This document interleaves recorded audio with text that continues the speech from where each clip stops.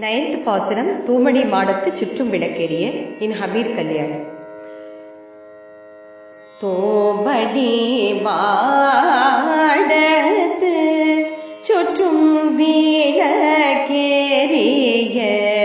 தூமணி மாடத்து சுற்றும் விளக்கெரிய தூபம் கமல துயில் அடிமே கண்வளராய் மாபான் மகளே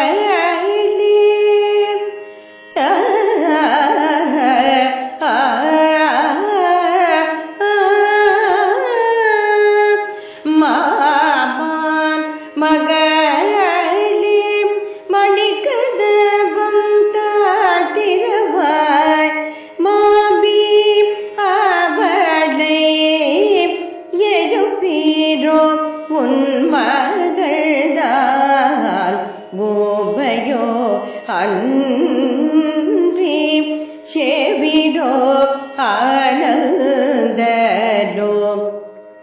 ஏவ பெரு துயில் மந்திரப்பட்டாடோ ஏவ பெரு துயில் மந்திரப்பட்டாடோ மாபாயர் மாதவ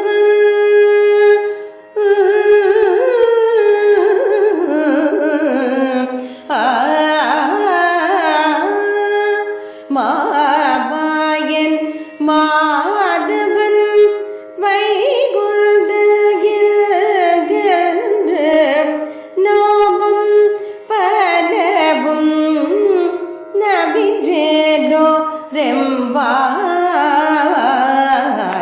தூமணி மாடத்து.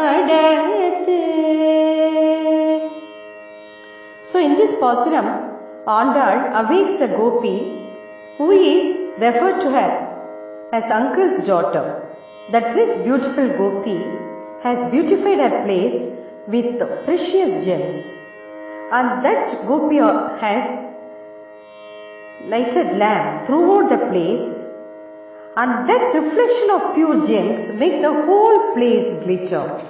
தூமணி மாடத்து சுற்றும் விளக்கெரிய தூபம் கமல துயில் அணைமேல் கண்வளராய் மாமான் மகளே மணிக்கதவம் தாழ்த்திரவாய்.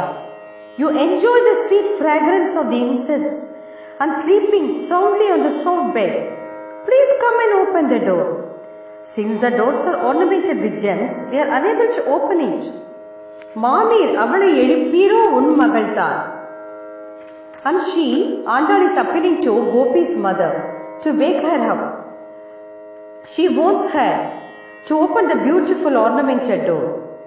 All other gopikas are eagerly waiting outside, and they are very anxious for her to join them, and so they are peeking into the chamber.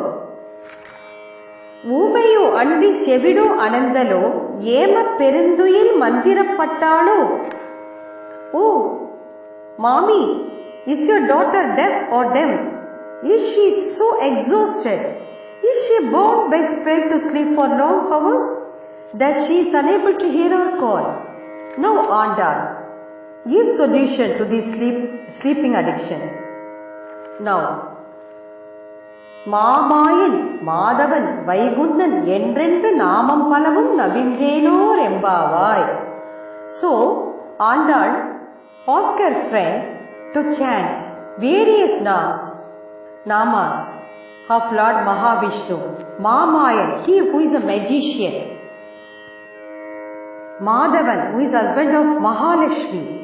Vaikundan, who is the king of Vaikundam. Om Namo Narayanaya.